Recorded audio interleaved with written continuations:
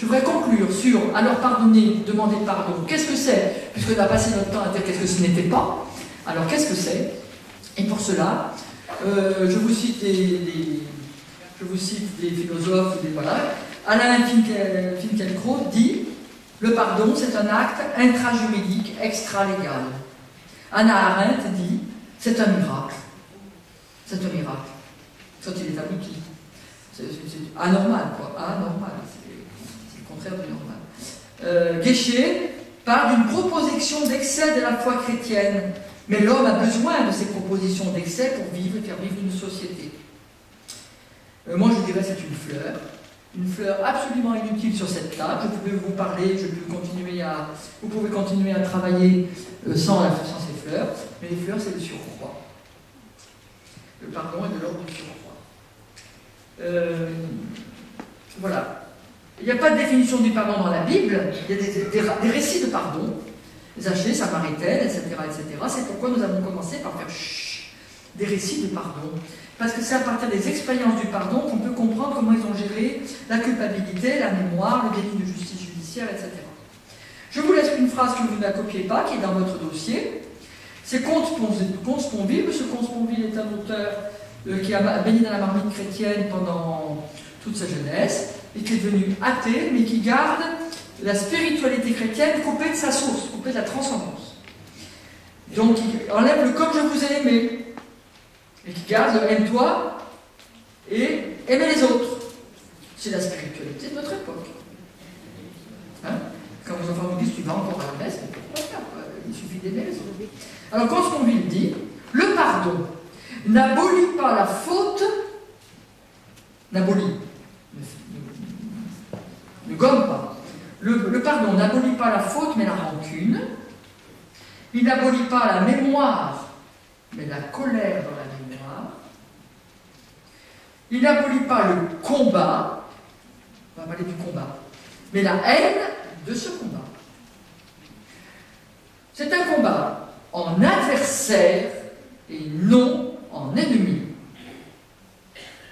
Et moi j'ajoute, là où tu ne peux aimer, cesse au moins de haïr. Et la phrase « Aimez vos ennemis », je la comprends ainsi. Aimez vos ennemis jusqu'à désirer du bien pour l'ennemi. Jugez-le en adversaire pour un combat. Il y a un combat d'équité en adversaire, un vrai combat. Non à la soumission, oui à la vérité, etc. Mais quand Jésus me dit « aimez vos ennemis », il ne me demande pas d'en faire des amis. Il me demande de vouloir du bien et de faire tout pour qu'il continue à grandir à sa manière et à faire grandir autour de lui. Alors maintenant, nous allons avoir un petit moment, j'appelle ça un petit moment clin d'œil. Alors un clin d'œil c'est touk-touk, un petit moment clin d'œil en 2-2, ça veut dire avec votre voisin, votre voisine, comme vous l'avez reçu, un don de l'esprit, vous ne l'avez pas choisi forcément. Je vais vous donner des textes à vous rappeler, sans chercher le livre, et vous aurez comme question à vous dire quelle est la bonne nouvelle radicale qui est dite dans ce texte pour l'homme pécheur que je suis. On est toujours avec moi, les questions pastorales tout à l'heure. Quelle bonne nouvelle radicale sur Dieu pour l'homme pécheur que je suis? Quel texte? Alors, vous allez me souffler les textes, ce côté, vous allez me souffler des titres de textes, et puis je vais dire, cette partie de la salle, vous faites ce texte. Alors, quels sont les textes qui nous disent Jésus qui a raconté des paraboles sur le pardon, qui a dit des phrases de pardon, sur le pardon, et qui a vécu lui-même le pardon? Donnez-moi des idées de textes, parce que je ne les ai pas toutes. Fort, fort, fort, fort. Vous pouvez, quelqu'un peut faire le relais, parce que je suis sourd. L'enfant prodigue. Hein? L'enfant prodigue. Bon, on fait la liste. L'enfant prodigue, vite, continuez. Zachée. La femme adultère. Hein? Sur la croix. Le bon larron. Le bon larron. La Samaritaine. Maintenant des phrases. Il a dit des phrases. Je ne suis pas venu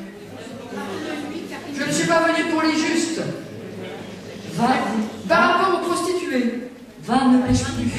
Va, ne pêche plus.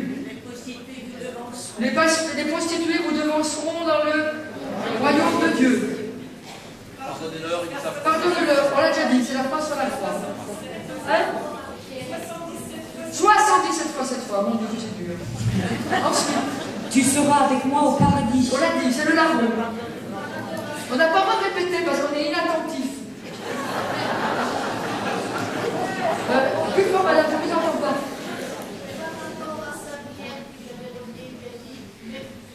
Va d'abord. Ah, le même tu. Oui, alors vous savez le même tu, ce que c'est? En grec, il y a le même tu de Pierre et le même tu. Si vous voulez travailler, il faut travailler comme il faut. Jésus lui demande, même tu, et aimer le chocolat, aimer mon frère, aimer Dieu, c'est le même verbe. En allemand, c'est pas le verbe, le même. Donc, il lui demande, Jésus lui demande, m'aimes-tu d'amour? Pierre répond, oui, je t'aime d'amitié. Zachée, viens et suis-moi. Deuxième phrase, m'aimes-tu d'amour? Pierre continue à répondre, oui, je t'aime d'amitié. C'est le verbe, il ne dit pas d'amitié, il ne dit pas d'amour, mais ce n'est pas le même verbe. Et à la fin, Jésus en a ras-le-bol. Alors il dit, m'aimes-tu d'amitié? Oui, je t'aime d'amitié. Mais en fait, il a demandé, m'aimes-tu d'amour? Alors vous prendrez, m'aimes-tu d'amour? Ensuite, Zachée, descends de ton arbre et suis-moi. voilà, on a déjà dit, Zachée. Attendre l'autre. Allez, plus qu'un parce qu'on en a Il y trop. a Père, pardonne-le, ne savent pas ce qu'ils font. Voilà, c'est sur la croix. Alors, qu'est-ce qu'on fait? Oui, Tendre l'autre joue. la joue. Alors la joue, vous savez ce que ça veut dire? Non, mais. Alors j'explique. Pour un esclave, un maître pouvait taper sur la joue gauche. Des hommes de même condition sociale, 2 maîtres, pouvaient se taper sur la joue droite. La joue gauche, c'est la joue de l'esclave. La joue droite, c'est la joue du maître. Et dans l'évangile, il est dit, quand on te frappe sur ta joue gauche, tends-lui ta joue droite. Ça veut dire que toi qui es l'esclave, tu lui montres que tu n'es pas un esclave, tu es un homme, et tu lui montres la joue qui est de même responsabilité, de même niveau que toi le maître.